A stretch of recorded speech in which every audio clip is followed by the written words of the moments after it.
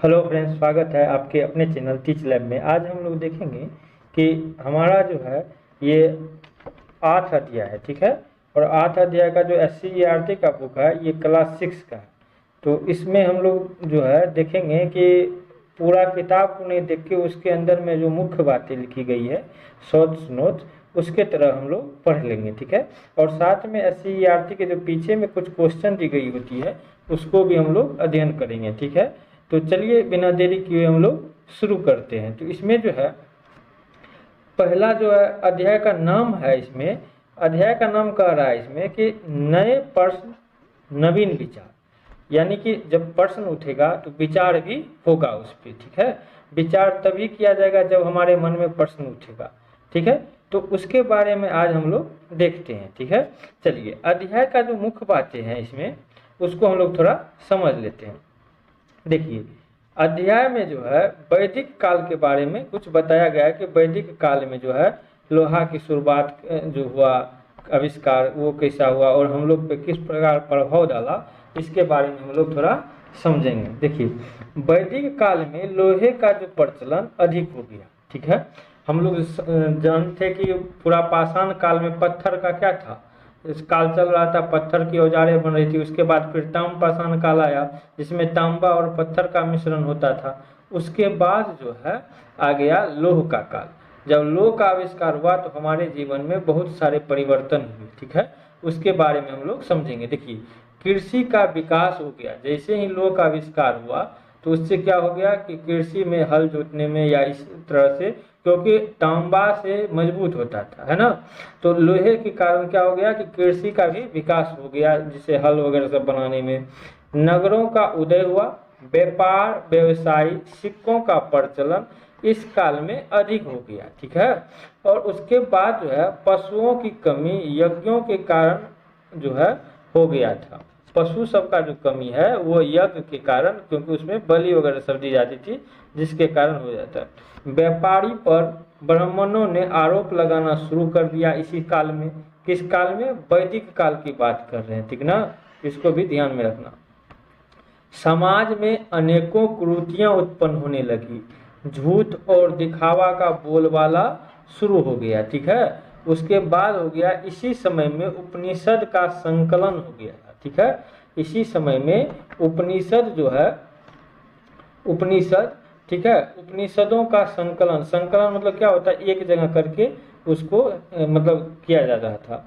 उपनिषद का संदेश था ब्रह्म की प्राप्ति सच्चे ज्ञान से होती है, यानी ब्रह्म की जो प्राप्ति करना है अगर तो सच्चे ज्ञान से करना होगा। उपनिषद में जो है कई विचार हैं, इसकी संख्या 108 होती है यहाँ पे, ठीक है, 108। इसमें ईश, कंठ, केन, मुंडक आदि मुख्य है। उपनिषद का शाब्दिक जो अर्थ होता है, उपनिषद का मतलब होता है गुरु के समीप बैठना, यानी कि गुरु के नजदीक बैठना, ठीक है।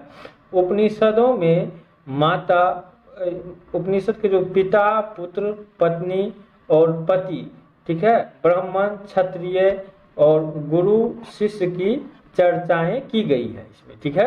यहाँ तक में दिक्कत नहीं होगा, ठीक है।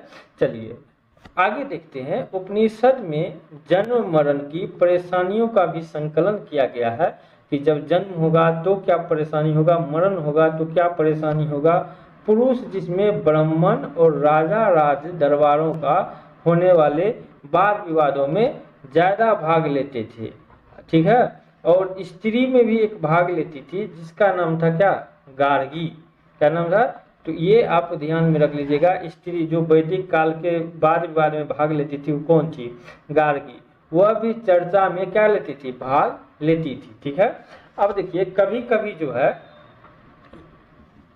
यहाँ पे आपको देखने को मिल जाएगा कि कभी कभी इसमें होता क्या था कि गरीब पुरुष भी चर्चा में भाग ले लेते थे, ठीक है।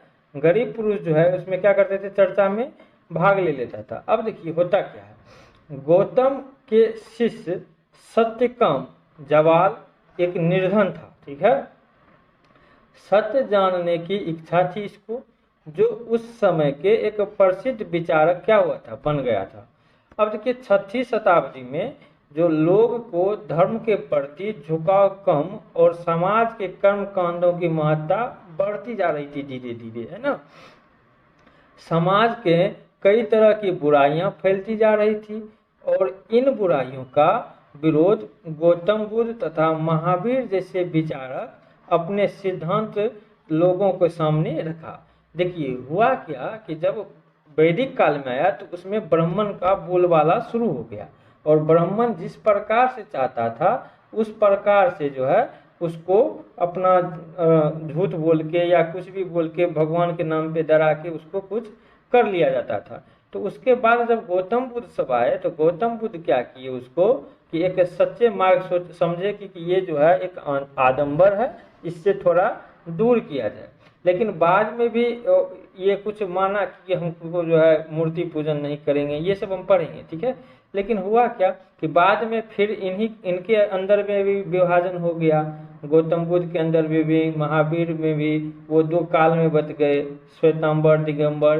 तो ये सब जब बचने लगे तो जो चीज के लिए ब्राह्मण में वैदिक काल में गौतम बुद्ध जी ने मतलब विरोध किया था, वही चीज सारा चीज आपको इसमें बौद्ध धर्म में और जैन धर्म में भी दिखने लगा।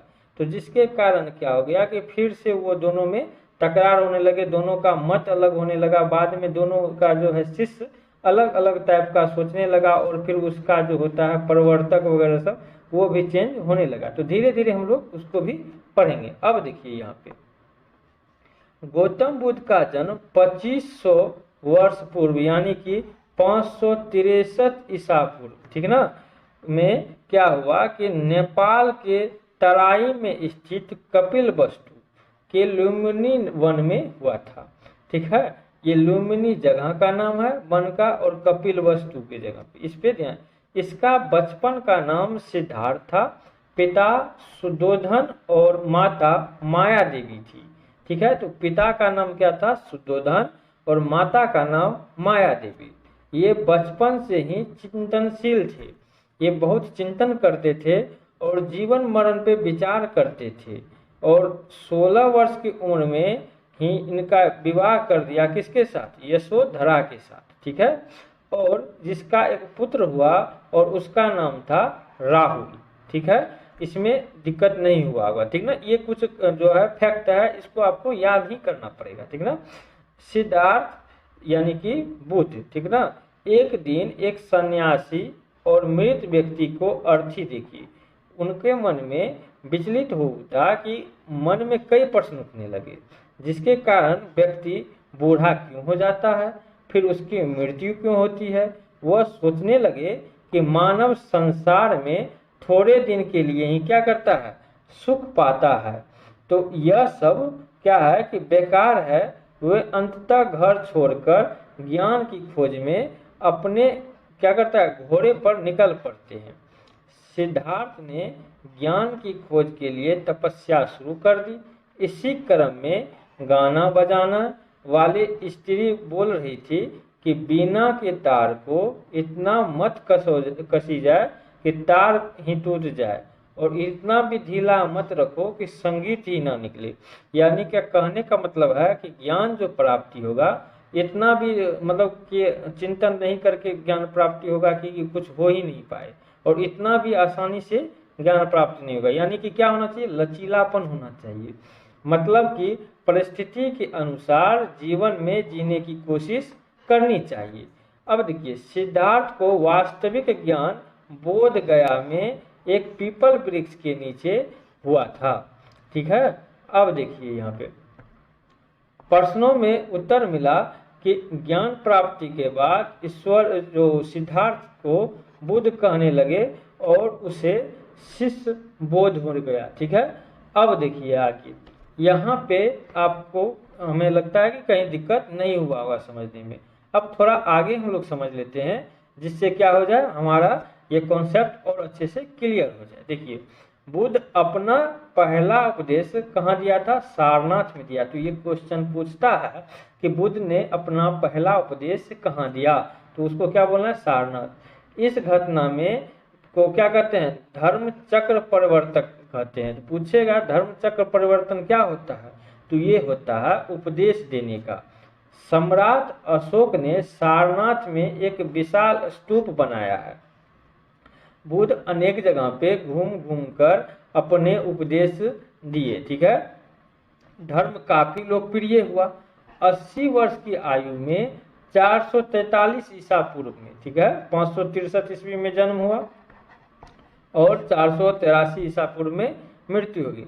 में कुशीनगर में उनकी मृत्यु हो गई।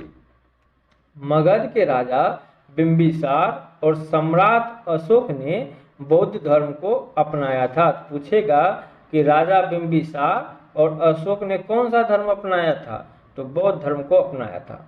बौद्ध धर्म को समाज का कोई भी वर्ग अपना सकता था। इसमें कोई प्रतिबंध नहीं था कि आप सिर्फ इसी जाति के हैं या सिर्फ आप ही या फिर अमीर गरीब, इसमें कोई भेदभाव नहीं था। कोई भी वर्ग अपने स्वेच्छा से इसको अपना सकता था। इसमें जटिलता नहीं थी और इसके उपदेश बहुत ही सरल थे। उन्होंने पाली भाषा में उपदेश दिया। तो पूछेगा बौद्ध धर्म किस भाषा में उपदेश दिया, तो क्या बोलेंगे, पाली भाषा में।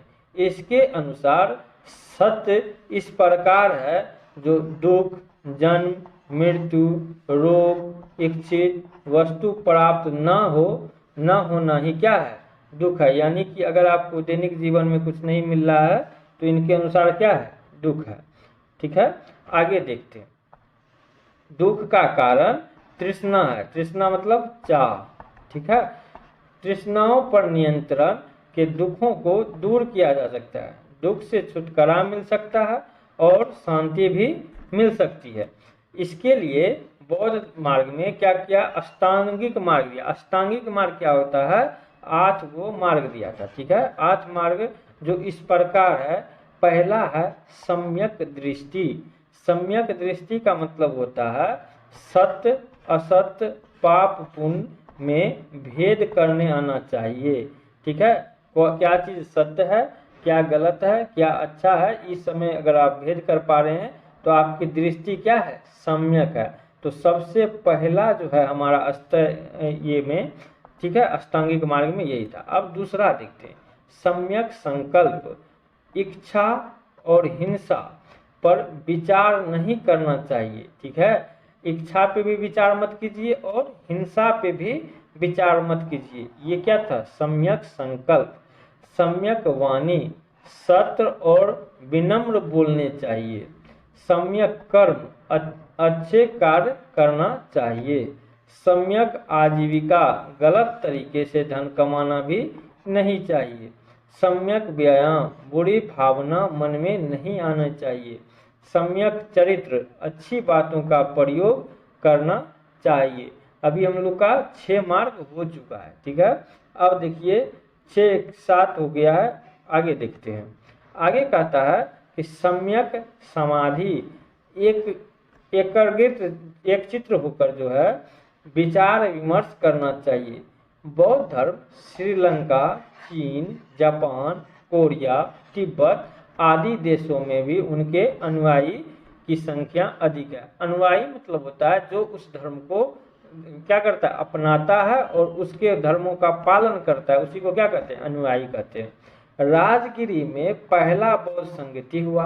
पूछेगा कि बौद्ध धर्म का पहला संगति कहाँ हुआ, यानी बैठक, ठीक है, कहाँ हुआ था, राजगिरी में हुआ था। कहाँ हुआ था, राजगिरी में, ठीक है। धार्मिक क्षेत्रों में सुधार हुआ। नालंदा और विक्रमशिला के मत पर इसका क्या हुआ, निर्माण हुआ। साहित्य ग्रंथों की रचना की गई और इसी काल में महावीर जैन का उसके बाद थोड़ा हमको चर्चा करना है, ठीक है, इसी चैप्टर में दी गई है SCERT के बुक में। देखिए महावीर यानी कि ये जैन धर्म से रिलेटेड है। जैन शब्द का अर्थ होता है इंद्रियों पर विजय करना, विजय प्राप्त करना। यानी कि जैन धर्म के संस्थापक जो है ऋषभदेव थे। अगर देखिए जैन धर्म में टोटल 24 गो तीर्थकर हुए, जिसमें पहला थे ऋषभदेव। जैन धर्म में 26 तीर्थकर, जैन धर्म में टोटल 24 तीर्थकर हुए थे, ठीक है। यहाँ पे थोड़ा गलती दिया है, 24 तीर्थकर हुए थे और तीर्थकर में पार्श्वनाथ जो कि 23वें और अंतिम तीर्थकर में 24वें में जो है महावीर, देखिए यहाँ लिखा हुआ है 24 में, तो यहाँ पे थोड़ा टाइपिंग मिस्टेक था, उसको हम लोग सही करें। 24वें तीर्थकर में कौन थे? महावीर थे और अंतिम थे। महावीर का नाम जो है वर्धमान था। महावीर का बचपन का नाम वर्धमान था, बचपन क्या उनका नाम ही वर्धमान था। इनका जन्म 540, देखिए साथ साथ याद कर लीजिएगा तो आपका बौद्ध धर्म का भी 563 ईसा पूर्व में, इनका कितना 540 ईसा पूर्व में वैशाली के निकट कुंडग्राम में हुआ था। तो बोलेगा जैन धर्म के जो प्रवर्तक थे महावीर जी, उनका जन्म कहाँ हुआ? तो वहाँ वैशाली के निकट कुंडग्राम में हुआ। पिता सिद्धार्थ और माता त्रिशिला थी जो लिच्छवी की राजकुमारी थी, लिच्छवी की राजकुमारी थी। इनका विवाह यशोदा के साथ हुआ और 30 वर्ष के उम्र में ये सत्य की खोज के लिए गृह त्याग किया और सन्यासी हो गए। इन्होंने ऋजुपालिका नदी के किनारे 12 वर्षों की कठोर तपस्या के बाद इनको ज्ञान प्राप्ति हुई। ज्ञान प्राप्ति के बाद ये क्या कहलाने लगे? महावीर कहलाने लगे। ठीक है, अब आगे हम लोग थोड़ा देख लेते हैं। इनकी मृत्यु जो है 72 वर्ष की आयु में पावापुरी में, ठीक है, पावापुरी में हो गया। महावीर ने अहिंसा पे जोर दिया। इन्होंने कहा कि पृथ्वी पर सभी जीव जंतुओं में जीवन है, उसे कष्ट न पहुंचाए। ये मानव के अच्छे कार्य के लिए उन्हें पूजनीय बनाते हैं। जीवन का उद्देश्य आनंद की प्राप्ति है। आनंद की प्राप्ति के लिए 3 मार्ग इन्होंने बताया। तो देखिए उन्होंने जो है 8 मार्ग दिया, इन्होंने 3 मार्ग दिया। इनका 3 मार्ग था कि सम्यक दर्शन। सम्यक दर्शन का अर्थ होता है सभी जीवधारियों को एक समान समझना चाहिए, क्योंकि सबों में आत्मा निवास करती है। सम्यक ज्ञान, दूसरा क्या है? सम्यक ज्ञान। सम्यक ज्ञान से ही सम्यक ज्ञान की प्राप्ति होती है। इसी ज्ञान से मनुष्य अज्ञानता से दूर होती है। तीसरा है सम्यक चरित्र। अपने इंद्रियां और विचारों पर नियंत्रण करना चाहिए। तो इन्होंने 3 दिया, सम्यक ज्ञान, दर्शन, ज्ञान और चरित्र। ठीक है, अब देखिए जैन धर्म को जो है त्रिरत्न भी कहते हैं, क्योंकि 3 को इन्होंने जो है मार्ग दिया था।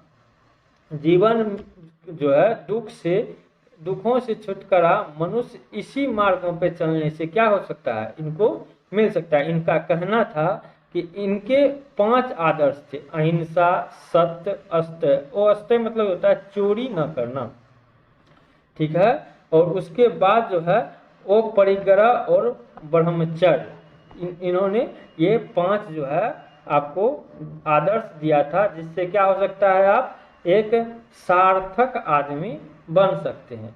ठीक है, चलिए अब जो है हम लोग एक बचा हुआ, इसको भी हम लोग थोड़ा देख लेते हैं। ठीक है, अब इसमें जो है आपको देखने को मिलेगा कि जैन धर्म की प्रधानता, ठीक है, जैन धर्म की जो प्रधानता है, इनके अनुयायी मुंह पर कपड़ा बांधकर, पानी छानकर, और मुख्य उद्देश्य इनका जीवों का नष्ट न देना, गृहस्थ जीवन को अपनाकर भी धर्म का पालन कर सकते हैं।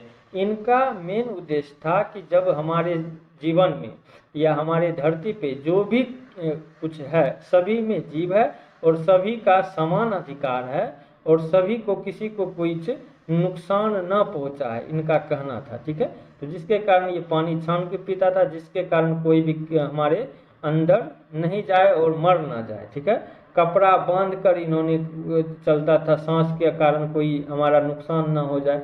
बैठता था तो बैठता है ना ये लोग, तो क्या करता है कि मोर के पंख से वहाँ झाड़ देता, ताकि कोई कीट पतंग वगैरह सब इनसे दबकर नहीं मर जाए। तो ये इनका कहना था। अब देखिए आगे है, जैन धर्म भारतीय संस्कृति के विकास में काफ़ी योगदान इनका है। अनेक भाषाओं में ग्रंथ लिखे गए हैं। कला के क्षेत्र में अनेक मंदिरों का निर्माण हुआ। चित्रकला के क्षेत्र में भी इनके समय विकास हुआ। इनका प्रचार प्रसार ज़्यादा नहीं हो पाया जितना कि बौद्ध धर्म का हुआ। यह धर्म भारत में ही सीमित रह गया। तो यहाँ पे आपका ये अध्याय खत्म होता है और हमें आशा है कि आपको ये बहुत अच्छे से समझ में आया होगा और जितना भी हमारा टॉपिक का मेन पॉइंट था वो सभी क्लियर हुआ होगा। अब हम देखते हैं इसमें SCERT के पीछे में कुछ क्वेश्चन होता है चैप्टरों के अंदर में, तो उसको हम लोग देख लेते हैं। देखिए, अगर आप इस चैनल पे नए हैं तो चैनल को सब्सक्राइब जरूर कर लीजिएगा ताकि आपको नए आने वाला वीडियो सबसे पहले आप तक पहुंच पाए। अब थोड़ा देखते हैं इसको। वस्तुनिष्ठ प्रश्न है, गौतम बुद्ध का जन्म कब हुआ था और कब, अगर बोले तो कब हुआ था तो 563 ईसा पूर्व में।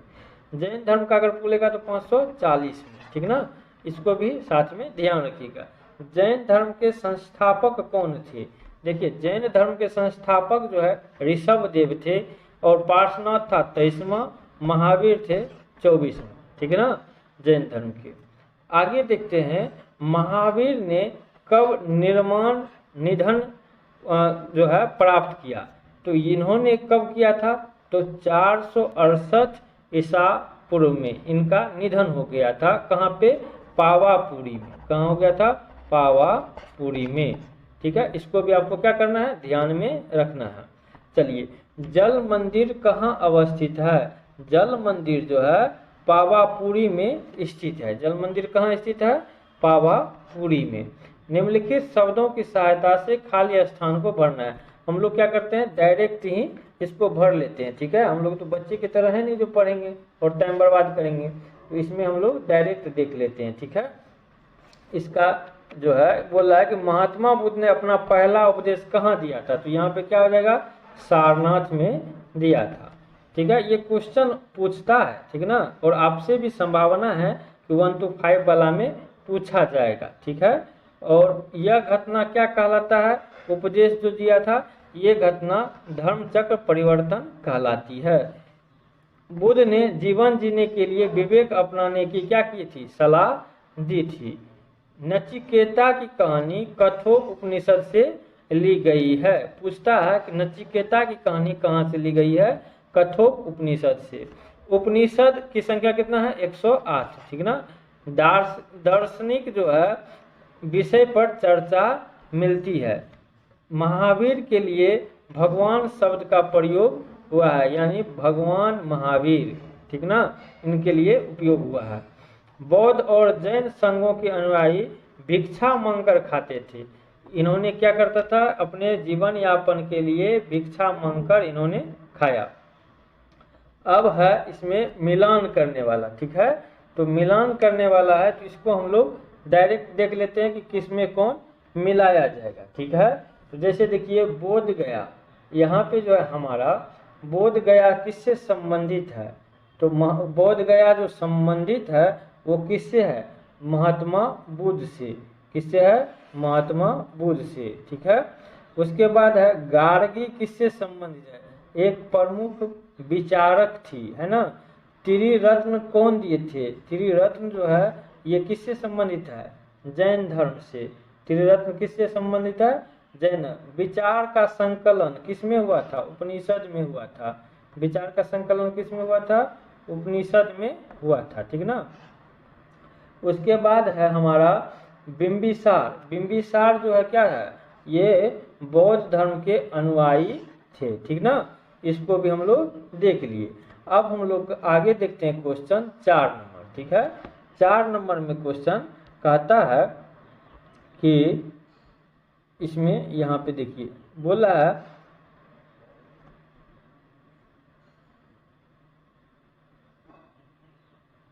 गौतम बुद्ध के अनुसार दुख क्यों होता है? गौतम बुद्ध के, देखिए बताया दोनों ने है कि दुख क्यों होता है, लेकिन गौतम बुद्ध के अनुसार जो है दुख का मुख्य कारण है तृष्णा, यानी कि उसका चाह। जब मनुष्य जो है जन्म, मृत्यु, रोग, इच्छा वस्तु से प्राप्त न हो तो उसके कारण क्या हो जाता है? वो दुखी हो जाता है। महावीर के उपदेश को लिखे। महावीर का उपदेश क्या था? अहिंसा, सत्य बोलो, चोरी ना करो, आवश्यकता से अधिक धन संग्रह नहीं करो, ब्रह्मचालन का क्या करना है? पालन करना है। तो यही क्या कहा है? महावीर ने उपदेश में कहा है। अब आगे देखते हैं, आगे जो है उपनिषद में किन विचारों का उल्लेख है। उपनिषद में जो है कर्मकांड, पशु बलि की निंदा की है, ब्रह्मा के प्राप्ति के लिए सच्चे मन से होती है, इन्होंने इसमें संकलन कर में लिखा है। जन्म मरण और मोक्ष की प्राप्ति होती है।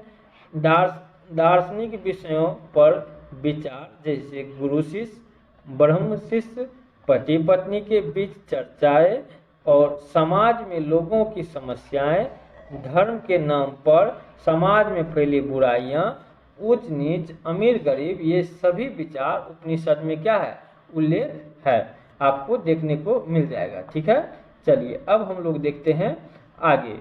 सारनाथ स्तूप जो है वह सम्राट कौन बनाया था, अशोक ने बनवाया है।